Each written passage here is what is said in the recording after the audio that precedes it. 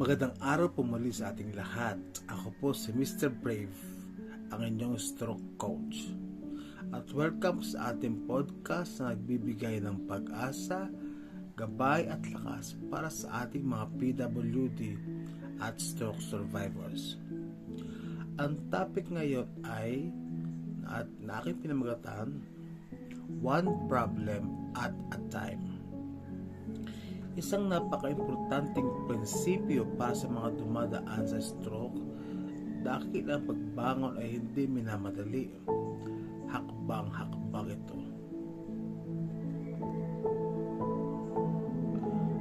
Marami na ako nakausap ng mga stroke survivors na maraming pinagdadaanan sa buhay.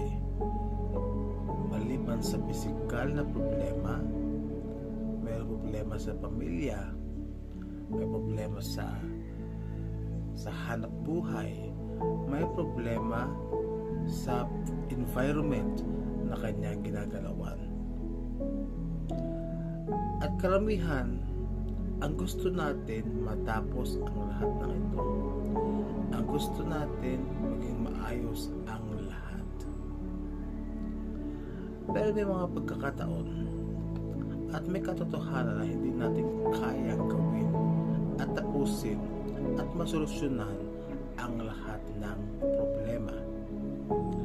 Kaya aking naisipang gumawa ng podcast patungkol dito, a one problem at a time.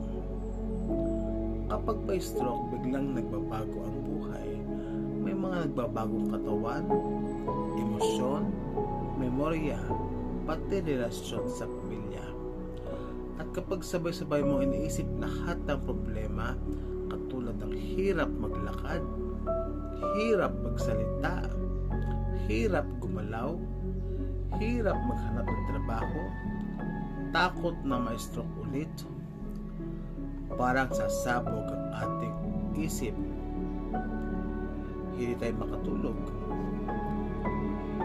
Lagi tayong mayroong pangamba araw-araw na maaaring maging cause muli ng pagka-stroke mo dahil na-depress ka na at na-stress ka na.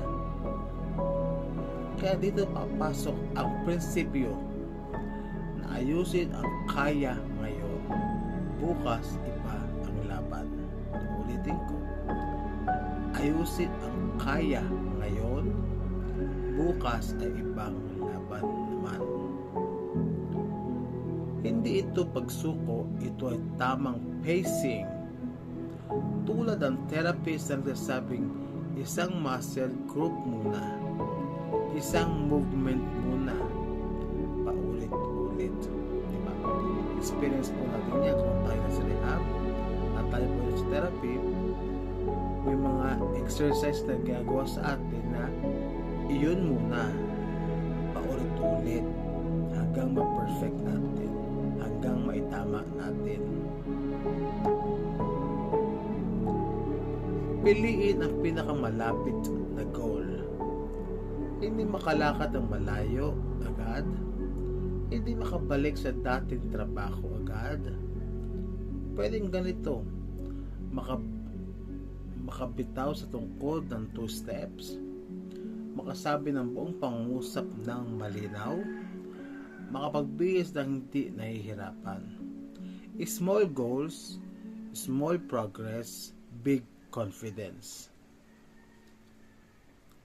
Kapag di mo kayang tapusin ang buong task, subukan mo lang sa 3 minuto, 2 minuto, o 1 minuto. Sabihin mo lang lagi sa iyong sarili, 3 minutes ko lang gagawin. Minsan, pag nagsimula ka, lalampas ka pa sa 3 minutes. Pero kung hindi kaya, okay lang yun. May nagawa ka. Mayroon kang natapos. Walang iisang timeline ang mga stroke survivors. May gumagaling agad, may mabagal, may nagpapaulit-ulit sa rehab, pero ang goal ng bawat isa ay gumaling.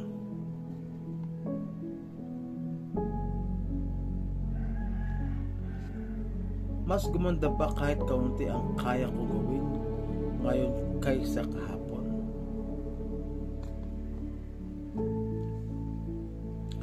Magbigay ng daily win sa sarili. 10 minuto stretching, 5 words to practice ng maliwanag, breathing exercise, lakad sa labas ng bahay, pagtingin sa araw para sa mood, isang maliit na panalo araw-araw, malaking epekto buwan-buwan. Hindi lang katawan nagpapagaling, pati ang ating isipan. Kung may araw na mabigat, anong kailangan gawin? Magpahinga. Hindi ibig sabihin, tinatamad ka. Ang ibig sabihin lang, nagre-recover ka. Nagbibigay ka lamang ng extra energy. Pangalawa, sabihin sa sarili, hindi ko kailangan tapusin lahat ngayon. Isang problema lang muna. Isang hakbang, isang pahinga, isang panalangin. Pangatlo, huwag mahiyang o matakot na humingi ng tulong. Kahit simple na tulong ay pwedeng ihingi. Ito maging sa iyong magulang, sa iyong asawa, sa iyong anak o sa iyong kapitbahay. Hindi ito kahinaan. Para sa mga nag-aalaga ng mga stroke survivors, mahalagang tandaan po lagi natin na huwag i-pressure, huwag sabihin dapat kaya mo na yan, maging pasensyoso, bigyan ng small task, hindi agad big task. At higit sa lahat, i-celebrate ang mga maliliit na progreso. Sa lahat ng stroke survivors, tandaan po lagi natin mga kaibigan, hindi mo kailangan solusyonan ang buong buhay mo ngayon. Isang problema muna, isang hakbang muna sa isang araw. At ang bawat maliit na pag-unlad, kahit gaano kaliit, ay patunay na hindi ka sumusuko. Kaya mga ka-stroke survivor, huwag po natin kakalimutan lagi na ang problema ay lagi nandyan, nakikita natin at nararamdaman natin. At lagi natin tandaan, hindi natin kaya lahat tapusin. Hindi natin kaya lahat maging maayos. Kung tayo ay gumawa ng effort sa ating mga sarili, nag-exercise tayo, umiinom tayo ng gamot, nagpapacheck up tayo, iniiwasan natin ang mga bagay-bagay para hindi tayo magkasakit. Pero may mga bagay na hindi natin kayang ayusin agad-agad. Kaya iyon ang kailangan natin ay ang ating tagapaglikha, ang ating Panginoon. Ilapit natin sa Kanya yung mga bagay na hindi natin kayang ayusin. Dahil ang Panginoon ang mas nakakaalam at mas tunay na makakatulong para maayos ang problemang iyong nararanasan. Kaya kaibigan, PWD, stroke survivors, one problem at a time. Tapusin mo muna ang problema na kaya mong gawin sa mga oras na ito. Bukas naman ang ibang mga problema na pwede mong ayusin. Kung hindi mo kaya ayusin, ilapit sa Panginoon, bigay sa Panginoon ang problema yan, at hayaan mong Panginoon na gumawa at kumilos para dito.